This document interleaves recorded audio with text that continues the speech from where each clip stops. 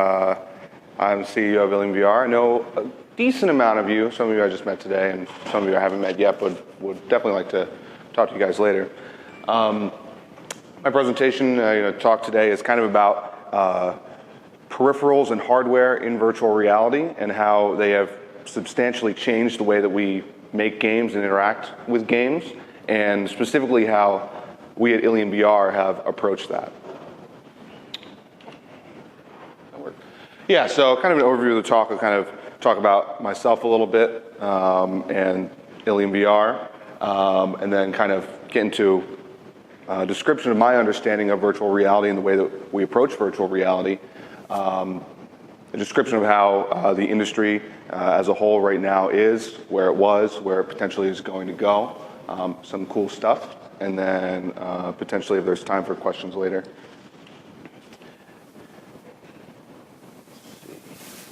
Yeah, so here's my personal background. I am, as mentioned, I'm the CEO of Ilium VR. We've been around since 2014. I started actually all of the groundwork and prototypes and other things like that actually well before that, sometime in around 2011, but didn't get around to actually founding a company until 2014, because it dragged my feet. I went to RPI. I pursued a degree in computer science. Got pretty close to getting it. And I also did a lot of electrical engineering coursework. Most of my experience is in robotics, Internet of Things sort of stuff, virtual reality, obviously, some space exploration technologies. So I'm a hardware guy. I primarily care about and work on physical devices. And so a good disclaimer here is that I'm not a video game guy. I started out programming my career, working on video games and other things like that, but I'm probably nowhere near as savvy as the rest of you in this room might be. So got other teammates for that at the company. So Ilium VR, what do we do? We're a hardware company. We're based here in Troy. We're actually down the street, down the block near the Uncle Sam bus stop. Founded in 2014, me and two other RPI students got together with some of my early prototypes and decided to build some cool technology around it. And our general goal is to create what we call physically immersive peripherals for virtual reality. So the idea is that you have something that feels and looks and potentially acts the same way the object would work in real life. It works physically as a controller that's shaped that way. Our primary focus right now is gun controllers. But we've developed a lot of other miscellaneous peripherals, and we're looking to branch out in the future. We partner with HTC, Valve, and a bunch of other game studios, which we release developer kits to, so they can make games around the controllers that we produce. And there's kind of two sides of our business, actually. We make the consumer side of things that are more like the Valve, Oculus sort of stuff, and then we have contracting work, which we work with the military or other organizations that want very specific hardware experiences. So I took about 2 minutes earlier today to Google the definitions of virtual and reality rather. And virtual, something that's not physically existing but made by software to appear to do so. And reality, the world or the state of things as they actually exist. And something I noticed about this is that it's kind of an oxymoron, right? You've got something that doesn't exist, but something that does exist. And I think that kind of our job in the industry in virtual reality is make it so this oxymoron makes sense. And kind of the way that we do that is by using some tomfoolery, trickery, right? We want to make sure that you feel as if something is real, even though it's in the virtual world.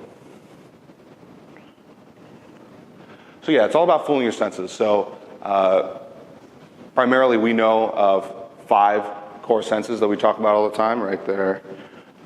Sight, sound, touch, smell, taste.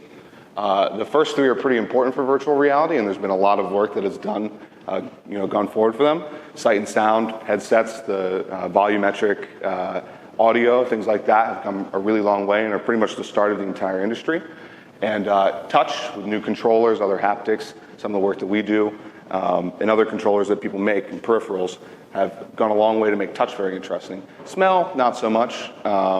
think Ubisoft released kind of a joke peripheral called the Nauseous Rift, which I guess it was supposed to do smell. Taste is actually interesting. There's a research group somewhere, I completely forgot, that is working on using electrodes to stimulate taste.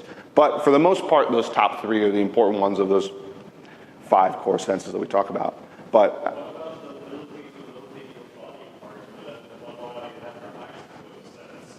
yes, so getting to that, we talk about 5 senses, right? But if you ask a neuroscientist, they kind of, there's some that say we have 9 senses, there's some that say we have 21. So there are 2 other senses that I consider to be pretty important to virtual reality, which is one, motion and balance. Some of the earlier virtual reality headsets were kind of bad at this sometimes, where you would get motion sickness and potentially fall over, things like that. Some of the mobile headsets fully that way yet. And proprioception, which is what Taro was talking about, which is the ability for you to know where something in your body is without actually looking at it. So, for instance, the common one that we have is like if you do a DUI test, like a field test like that. They have you close your eyes, touch your nose, right? So we naturally have the ability to sense that. And so the way that is affected by virtual reality is like when we got the Oculus, the first one, in 2013. The first thing that everybody asks, or even with the Gear VR or anything like that, first thing they do is they look down and they say, "Where are my hands?" And because people know that their hands are there, but if they can't see them, it's a very jarring experience. And kind of all of these, fooling all of these senses is really important to the concept of presence. So presence is essentially when you feel like the base level of your brain feels that you're in the virtual reality experience. It's not that you're, consciously understanding that you're in the experience. It feels like it's real. So, for instance, if you have a really good example that we give is if you're in real life and someone throws a rock at you, at your head, right? You're going to duck instinctively. And if you're in virtual reality and you have a good enough experience, a good enough sense of presence, you'll duck instinctively as well. And you won't do it because, okay, if I get hit with this rock, I'll lose 100 points or, some health metric. You do it because your brain fundamentally believes that there's a rock coming towards your head. And that's the big thing that we're trying to get here is presence. And the headsets have come a really long way. The games and the content that are paired with it have come a really long way. But I think that touch and proprioception actually have a little ways to go. And that's kind of what we primarily work on. So kind of like, might not be a why is smell not used? Smell is jokingly used, as I mentioned with the Nauseous Rift. I think that primarily it's not used a lot because multiple reasons. One, it's a very hard technology. Even in the best case, it needs to be some sort of refillable technology, right? You have to get cartridges or something like that. It is a good sales pitch, definitely. A good business model. I mean, I would love, like, to see maybe like a field, kind of cloud. Yeah, I think the problem with the technology now is that, you can enforce, you can create smell type experiences, but it's hard to make that a generic experience where you can create any type of arbitrary smell. There are simulators that we've worked with in the military where they generate the smell of smoke in a way that doesn't, smoke will make you, well, there are good smells potentially, there are bad smells. That's up to whatever the user considers to be a good or a bad smell. But there is some work that is done into it, but the hard part of the problem is making it a generic solution that any game developer can pick up and make an arbitrary smell. The other thing about it is that, as a group, the majority of us aren't like scientists when it comes to like your olfactory senses. So like even if they gave you 16 channels of different smells, you wouldn't know how to mix them, right? So it's a very difficult problem to solve.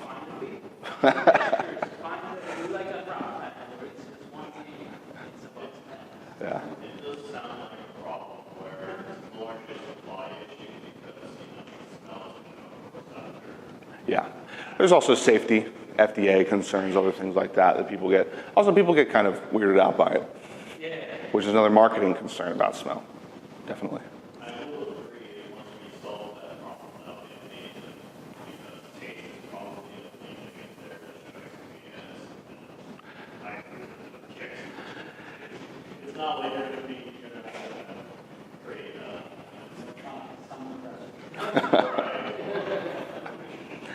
Yeah, smell is a really good one too, because smell is actually a really important, it's a really hard problem, but it's a really important thing when it comes to memory and things like that. Smell is the strongest sense that you can have to bring back memory. A lot of people think it's sight, but if you smell something, it'll bring back deep memories that you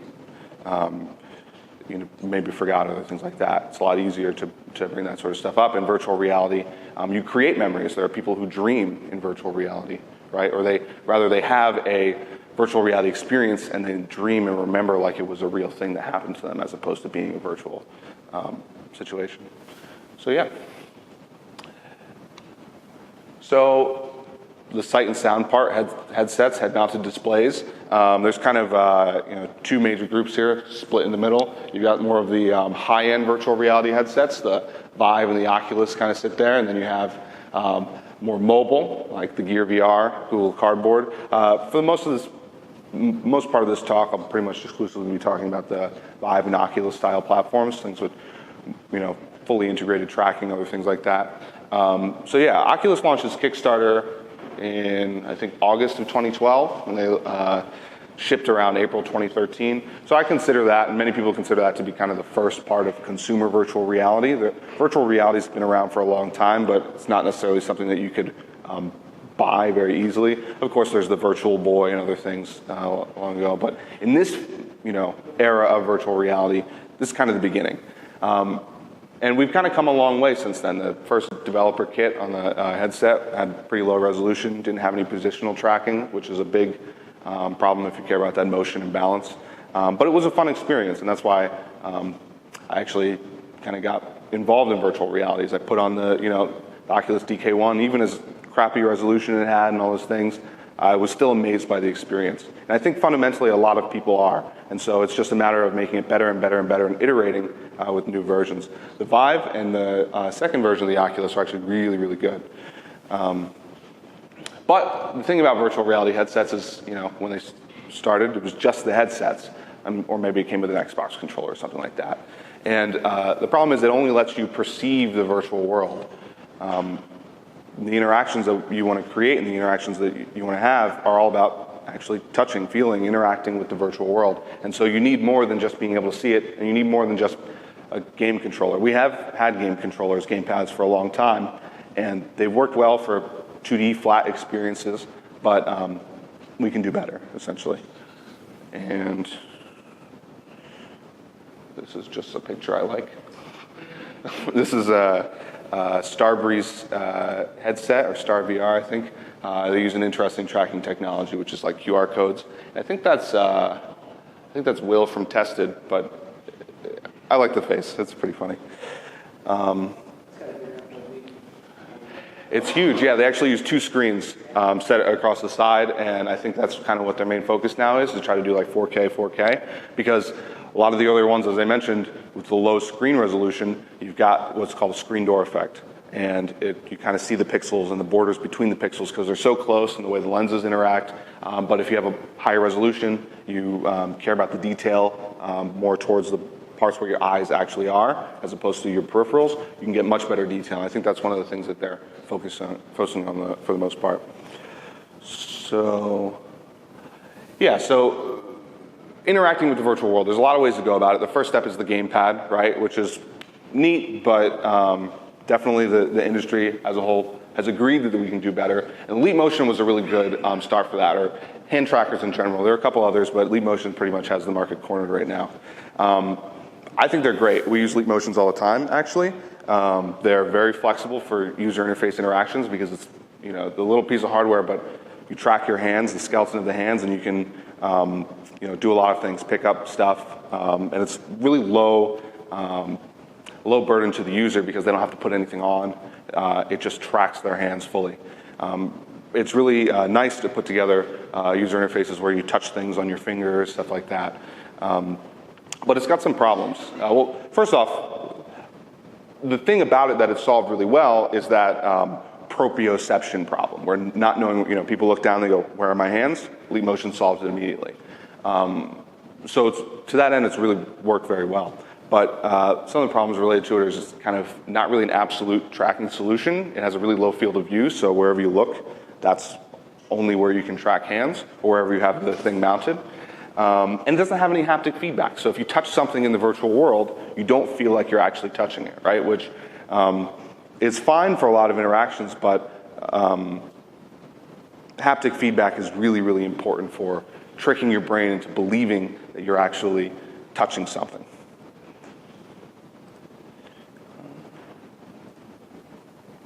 Yeah.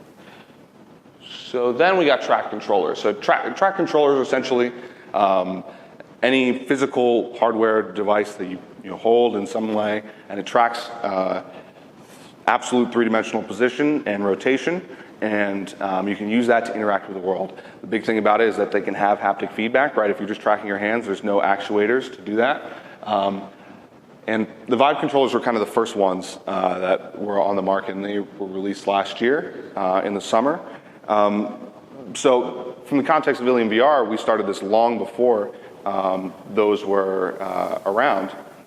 And so we had to build our own tracking solutions. We had to build our own software. We had to build kind of all the technology from scratch. And integration was a really hard problem because first you have to make the technology actually work, then you have to make it work well, and then you have to make it integrate with all these games. And if you're using, there weren't really that many virtual reality games around, so there wasn't a huge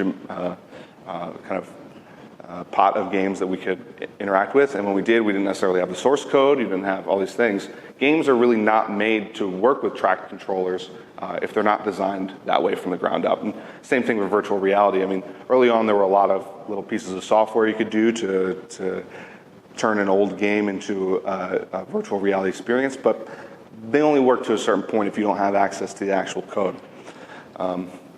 But the good thing about these is that, since last year when Vive released their controllers with their headset and Oculus released the touch controllers, the interactions have become a lot more standard. So you'll find a majority of games now, and a lot of VR games, use these controllers, especially on the Vive. I don't think there's any Vive games that don't use the controllers, right? So it's a lot easier to convince people that this is a solution that works really well, and it's also a lot easier to have all the technology because they built this platform to use track controllers. And these are just the Oculus Touch controllers that were released last year.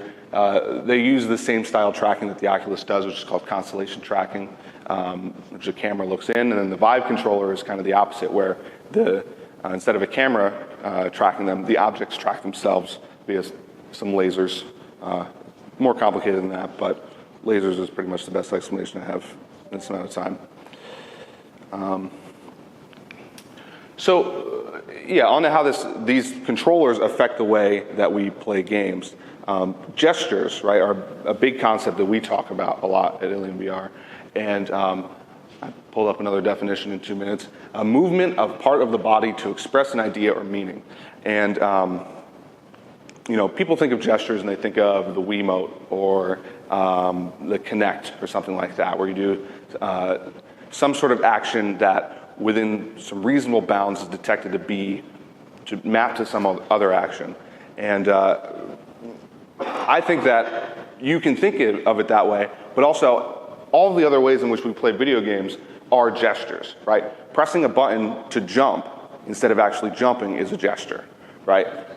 It's one action that represents another action. But we don't really have to press that button anymore, right? In virtual reality, it gives you the freedom to be able to just actually jump, or instead of pressing B to melee something, just punch it.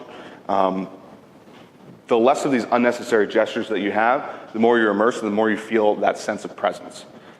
And the more gestures you have, the less immersed you are, and the harder it is to get that sense of presence. So actually, one of the phrases that we use at Ilium all the time is killing the gesture, right? That's kind of our unofficial goal, is to make sure that any gestures that are not necessary are eliminated by the use of physically immersive controllers. So instead of, one of the big offenders is games that use rifles and you use the two controllers like this.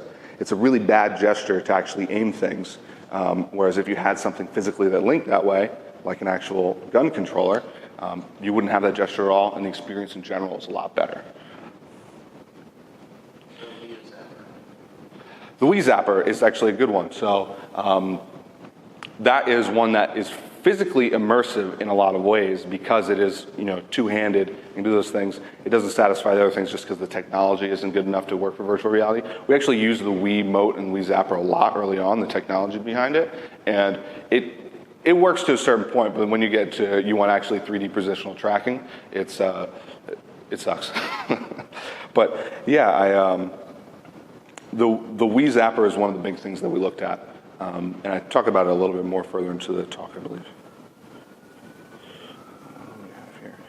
Okay, so there is a YouTube video.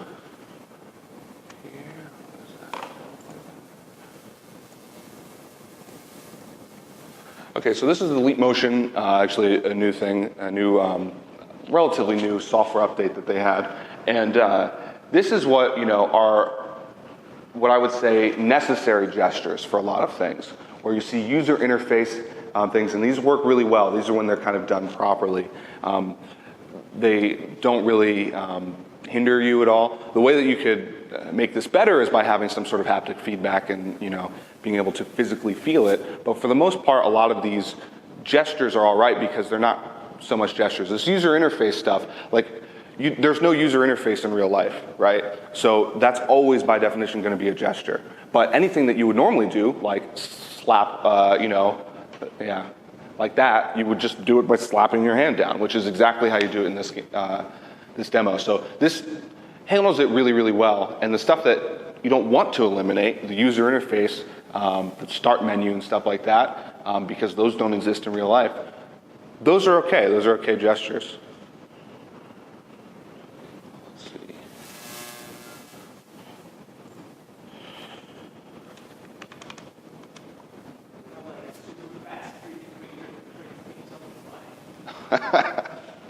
Yeah, and that's one of the cool things about how tracking has worked, specifically with the Vive, is because objects track themselves. There's no reason that you can't very quickly prototype things, not on the fly, like you say, but a lot of physically immersive things that you want to use, you can track them relatively easy now. Let's see. Okay, so this next one is, I don't know how many of you ever played Hot Dogs, Horseshoes, and Hand Grenades. It's a virtual reality. Actually, first off, how many of you played VR in general, like the Vive, Oculus, that sort of thing? Okay, pretty good number. Hot Dogs, Horseshoes, and Hand Grenades is a gun game, actually, in VR, in which you use your two controllers. And if you look here, this is what the player is doing. He's picking up a gun, he's reloading and that sort of thing. This is super gesture-based because he's just using the Vive controllers. And you can see down in this corner, in very low resolution, he's got his kind of two controllers that he's using to interact with that. And so you'll watch him as he tries to reload, right? He pulls it back, and then, what is this? Right. The game's actually gotten a lot better, and I'm not trying to trash on Hot Dogs. I think it's a really, really good game. Yeah. But if you had a realistic controller, right, that reloading process would be a lot easier. You'd be physically holding the magazine and sliding it into the gun, as opposed to doing this weird gesture that doesn't necessarily always work, and things like that. Yeah. But stuff like that is really good because if you want a large variety of experiences, you can see he's got 4 guns on that table right there. If you need to have full physical immersion, you need to have a gun for each one of those, or a physical representation of each one of those that at least works relatively well and fits the model relatively well. So you probably want a different pistol, different one for the rifle over there, that sort of thing. But yeah, this is the sort of thing where the gesture is just complicated, it's unintuitive, it's not really that fun, it kind of is a burdensome thing.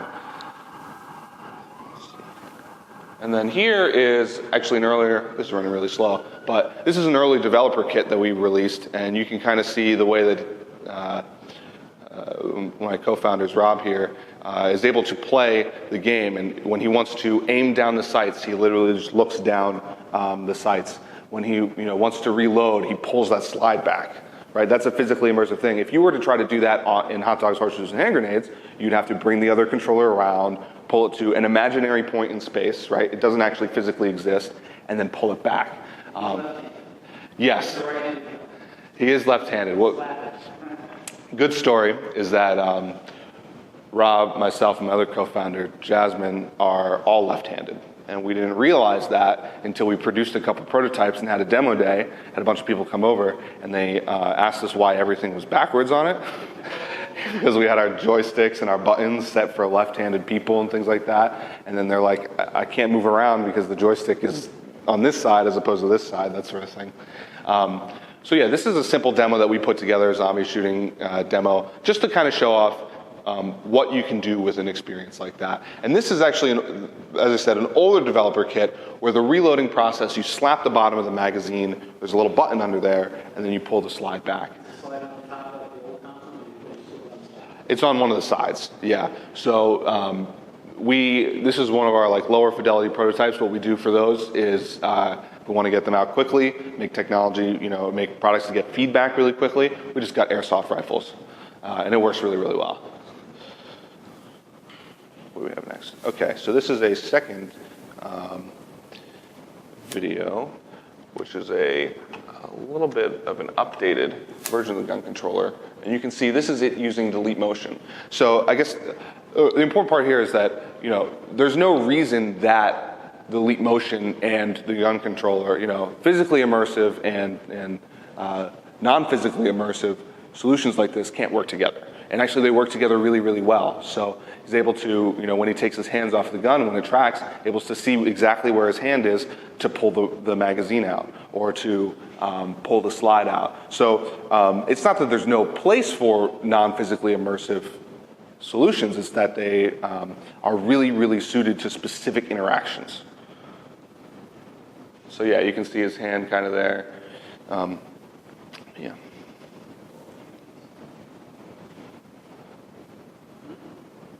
And one of the really fun things that we noticed early on when we prototype stuff, and I might be able to pause it at a good point here. So yeah, if you notice here, our first prototypes we made were an M4, which I don't know if you guys know much about guns, but it's like the standard US military rifle.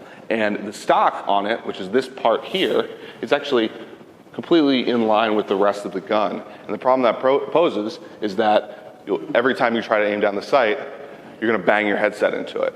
And so that's one of the things where we focus on iterating very, very quickly. Once we realize that, put the headset on, we move to a different platform. And then now the majority of our systems that we make now have some sort of stock that is sloped in some way that allows, this one actually has kind of a perfect bridge that the headset can fit into. So it's one of those things that I always like to emphasize whenever making something like this, a piece of hardware, is to try it a lot and figure out why it doesn't work, and then also try it let other people try it, because you'll find out that you're all left-handed and the rest of the world is right-handed, right?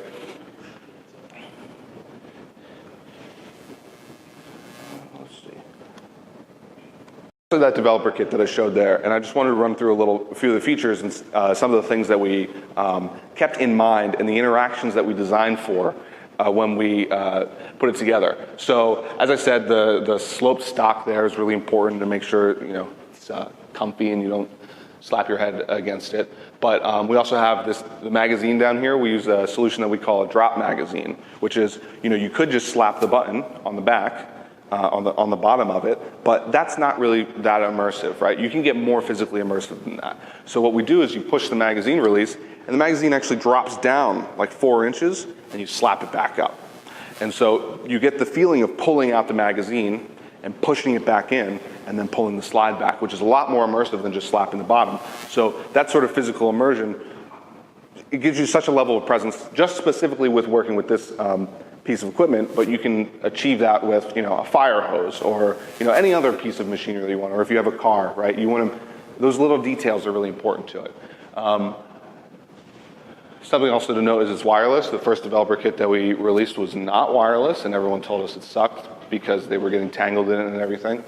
And then we also have these here. So as I mentioned, problem with being left-handed or ambidextrous is these interface boards, right? The joystick and then the 4 buttons, the A, B, X, Y sort of thing. And if you look at that black little divot in the middle of the handle there, they actually slot in. So you can take them out and put them on the other side if you're left-handed or right-handed. And actually the software and everything that we wrote the user interface knows about that. So your buttons will show up on the opposite side if they are, if you switch them out, and if you pull it out and don't replace it, it just won't show up at all. Or you could put 2 buttons, if you want 8 buttons on your controller for some reason, or 2 joysticks, you can do that as well.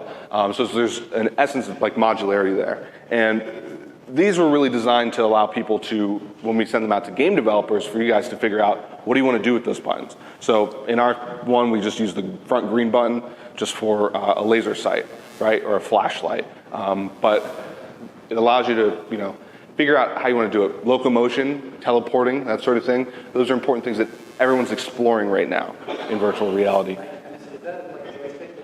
Yeah, it's actually more like so there's a little top there. Yeah, it's a little nub. Yeah, like more like a hat than a joystick because it's not analog. But and some people use the joystick. Some people found that they wanted to teleport. Some people had some other locomotion system that they wanted to implement. And so this was kind of like, we have no plan for it, but we know people are going to use it because the industry right now is used to having ABXY and the trigger, which is obviously on there, and some sort of joystick. So it just gives, it eases the transition between these old style of games and these old style of approaching games and how you interact with them, and the new virtual reality and physical immersion that we're kind of providing. And this is one controller you're grabbing, right? Or is this its own controller, or are you using one of the Vive to mount to another? I noticed that. Yeah, so in this version, actually the Vive mounts the nose to it. So we had, as I mentioned before, we had spent all this time working on this tracking technology, which is great, but when the Vive came out, everyone's got a Vive controller. The easiest way to get technology integrated is to just say, oh, we'll slap it on the front, and it works with the whole system, as opposed to trying to meander around Valve's continually updating Steam VR stuff and worrying about how those integrations work and worrying about how the game engines integrate things. And that's one of the big hard problems of developing these hardware solutions and experiences in general that I'll talk about a little later, is that integration. The other part that's important about these tactile, physically immersive controllers is haptic feedback in some way. So, for instance, if you're using a baseball bat, you want the baseball bat to feel like you've hit a ball when you hit the ball, right? The virtual ball. For a gun, you're going to want recoil, which I've got a pretty good one here. But we don't really try to get something that powerful, right? There's an in-between. That's too much. That's burdensome on the user. But you want something that works well. Oh, this is going to loop forever, isn't it? It doesn't actually stop. So we put a lot of time and effort into that. And as I mentioned before, the integration is really a hard part. And actually, it was much harder early on than it is now. But we, let's see here. Yeah, so with everything that we've built, we kind of run into this problem of integrating it into a larger experience, generalizing it, like we talked about with the smell thing, right? Making it a general experience that any developer can pick up and work with and get running very, very quickly. That's a super hard problem. So first you have to worry about the HMD, right? We call it the platform, really, because there's Oculus and their software and their platform and everything, and there's Vive, and then there's, if you were to work with mobile or PlayStation VR, those sort of things. So you have to get around that platform. So there's a software and potentially a hardware burden, associated with that. And then you've got runtime software, which anything that doesn't cleanly work into it, you might have to develop some software or some drivers that will work at runtime to integrate. That's what we had to do with the developer kit, because half of the input comes from the Vive controller and half of the input comes from our own, wireless link and, all that sort of stuff. And you have to mesh the two together and make it easier to provide a library or something like that to allow those to mesh together. And that's what we spent a lot of our time on, making Unreal plugins, making Unity plugins, that sort of thing, so that people could get the controller, download the software, get up and running like an hour. Which if you have any more than that, people are going to say, oh, that's neat, you've got a neat experience here, but I don't want to use it because it's too burdensome on the user, it's too burdensome on the developer. Wireless standards are an interesting one. User interfaces, that's the other big thing, is that you need to figure out some general use cases of how you're going to work. The gun's super easy, right? You want to shoot stuff. But if you're making some other hardware experience, it may not be so easy to figure out the way that people are going to use it. One of the things that we didn't think of, actually, when we made the gun, is that somebody used one of those buttons to do an underbarrel grenade launcher. So there's, the flexibility, having enough flexibility and enough, ideas about the general user interface you want people to have, but allowing people to build upon that and make cool experiences is really important. And custom hardware, they call it hardware because it's hard. That's what most people in the industry say about it. That's a huge barrier to entry. Actually, that barrier is lessened a lot with the Vive Tracker and things like that, but it's still a hard part. So there's the two balancing problems here, right? You've got innovation, building something new, and then you've got standardization, right? The more something is standardized, the easier that you can get it to a large group of people. But the more you innovate, the cooler it is, right? So that's something that we have spent a long time figuring out is I can make this really, really cool thing, but if I'm the only one who has it, it's not, that valuable. And for a long time, locomotion was a big problem with that in virtual reality where, one guy was like, oh, I can teleport, that's really cool. That solves a lot of this motion sickness stuff. And then, standardizing it means, turning it into an Unreal or Unity plugin, and then eventually it gets built into Unreal or Unity, that sort of thing.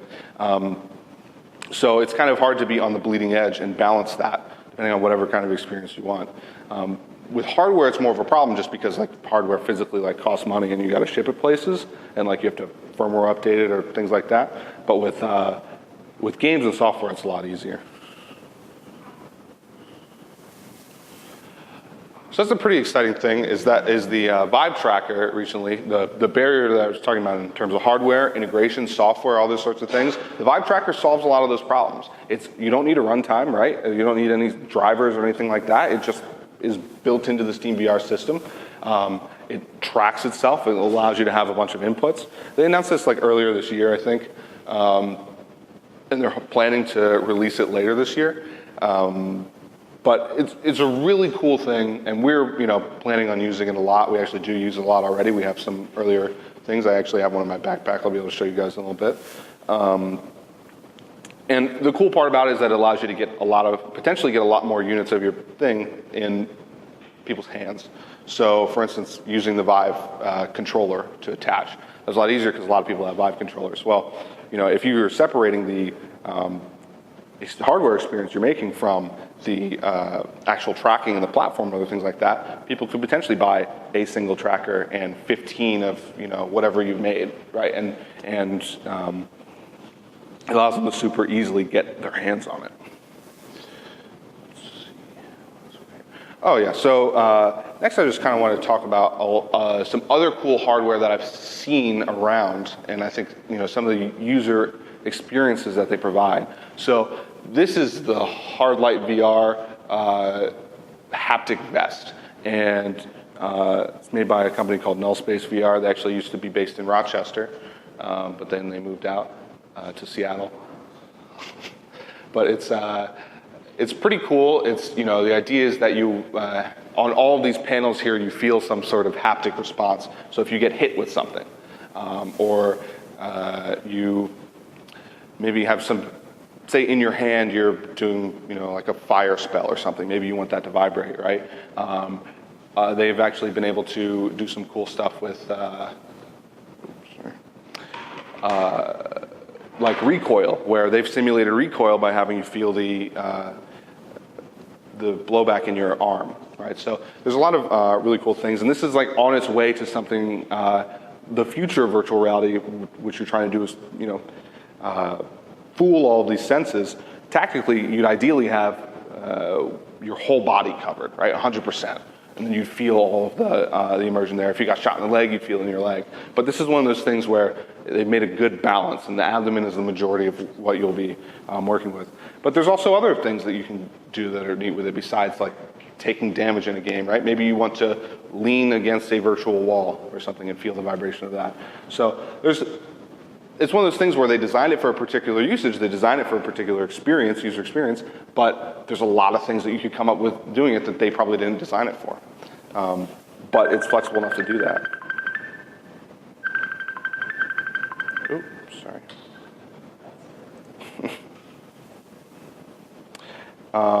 Yeah, next one is this one. eye tracking. This is an interesting thing that's coming out a lot. This is a product by Pupil Labs. It's an integrated Vive Tracker that it goes into the Vive headset and tracks your eyes. These are, obviously, the primary purpose for a lot of the eye trackers is for what's called foveated rendering, which I don't know how many of you heard about that, but it's just a way to get better processing and better resolution out of your headset, essentially, for not having such a good graphics card or that sort of thing. By figuring out where your eyes are and only rendering in high quality where your eyes are actually looking. But there are a lot of cool other things that you could do with this, right? Maybe it's what we have right now for like mobile headsets. We use what's called gaze navigation, where you look at something and you press a button, or you look at it for a period of time and it is affected by it. That's something you can potentially do with these headsets. Also, how many of you have played Left 4 Dead before? Yeah, Left 4 Dead is a really cool game, and I think there's possibly an application with this for that, right? Where you can figure out where people are looking and spawn zombies or something like that, where they're not looking, right? That's an interesting thing you can do. Probably not something that they designed it for, but something that you could utilize it to do, because the technology is capable in that way. The next one is, not necessarily a particularly physically immersive thing, just like the eye one, but a heart rate monitor, right? There's probably it's a simple piece of hardware that you can probably do a lot of things with. And we actually made one for one of our experiences that we had, where actually we just took it and played Dread Halls. Have you guys ever heard of Dread Halls? It's a very scary virtual reality game. Like I'm not a punk or anything, but like it's a really scary game. Even if you're not afraid of horror movies or whatever, it's super scary, and it's one of those things that you definitely feel presence, because you know that you're not in a dungeon or whatever it is, but your brain feels like you are. But you can do a lot of cool things with it. I actually played an Xbox game a long time ago, like a Cabela's hunting game, and they came out with a gun controller, and in it had heart rate monitors, and so they used that to, if your heart rate was too high, they would mess up your aim, essentially, move the reticle around and things like that. But you can also use it for, again, Left 4 Dead. Left 4 Dead has a cool artificial intelligence, I think, to it. It's called the Director. And essentially it decides, depending on what difficulty you put it on, it decides where to spawn enemies. It decides where to give weapons and things like that, essentially to make it harder or easier for you as you progress through the game. And maybe you essentially take the heart rate and you say, oh, these guys are not scared right now. Let's amp it up. Or these guys are, terrified. Maybe let's cool it down a little bit. Those are potentially really good things, because the Director right now just infers what kind of difficulty you might be having, but they could actually take that piece of information. So there are a lot of things like this, a lot of pieces of hardware that have interesting applications potentially. And so that's kind of what I would suggest to you guys, is kind of look at things that you think that may or may not be already applied to virtual reality, and think how they can affect the way that you interact with the virtual world. And I think that's it. So if you guys have any more questions or anything like that, thank you for having me present here.